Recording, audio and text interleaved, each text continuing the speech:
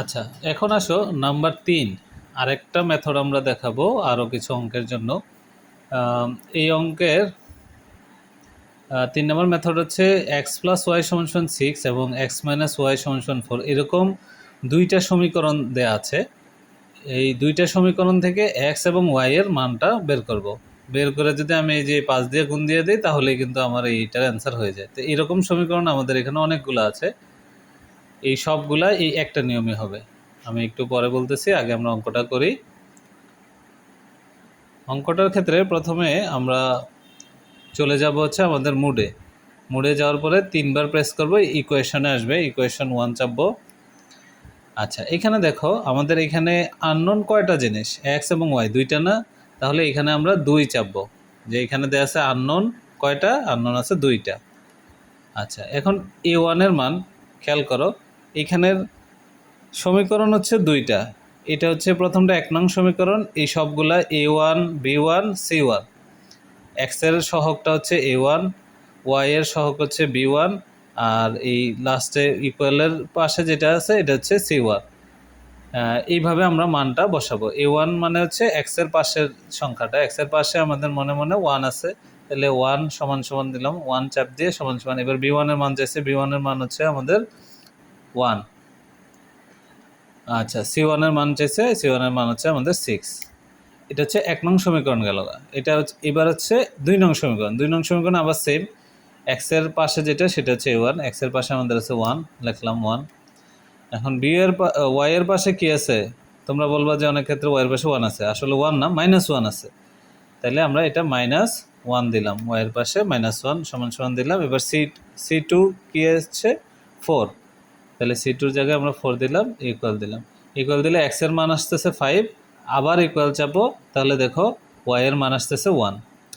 তাহলে আমরা কি পেলাম এখানে? 5 আর হচ্ছে 1 পাইছি, এক্স এবং ওয়াই এর মান। তাহলে এখন দেখো এখানে এক্স ওয়াই যদি আমি গুণ দেই, 5 একে 5, আর সাথে এই যে 5 দেওয়া আছে, তাহলে 5 5 কত হলো? 25।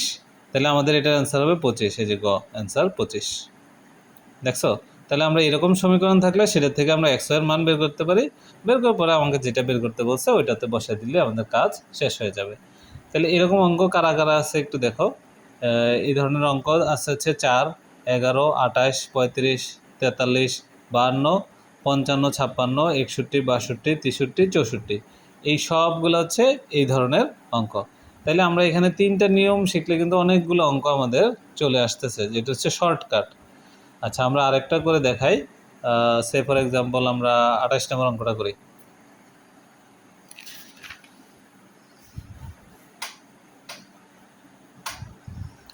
এই যে 28 নম্বর অঙ্কটা। আচ্ছা, 28 নম্বর অঙ্কটা তো সহজ। 28 না, আরেকটা করে দেখি। 35 কোনটা আছে? 35, এই যে 35 নম্বর অঙ্ক, এটাও তো সহজই। এখান থেকে এক্স ওয়াই এর মান বের করে X square plus Y square করে দেবো, শেষ। এক্স এবং ওয়াই এর মান বসে দিলেই আমরা পেয়ে যাব। আর কি হতে পারে? 35, 43, আমরা দেখি 43। আচ্ছা, 43টা আমরা একটু করে দিই। 43টাও সহজ। এই C1 মানে হচ্ছে 2√3 আর C2 মানে 2√2। আমরা এই এক্স এবং ওয়াই এর সাথে আরও কিছু সহগ আছে, এরকম একটা অঙ্ক খুঁজতেছি। 52 দেখি, 52 কোথায়? এই যে 52।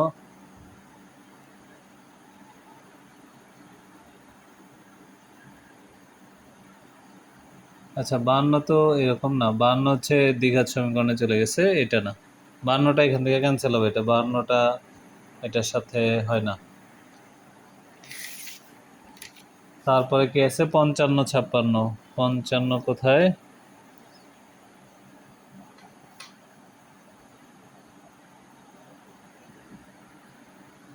আচ্ছা, আমাদের 61, 62 এইটাতে আমাদের এই যে এটা খেয়াল করো, thrice x plus 2xy equals to 8, thrice x minus 2xy equals to 4।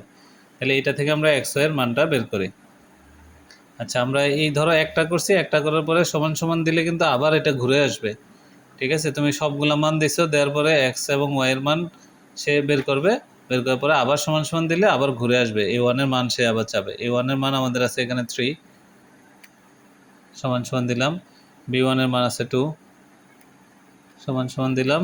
C1 এর মান আছে হচ্ছে 8 সমান সমান দিলাম A2 এর মান আছে কত 3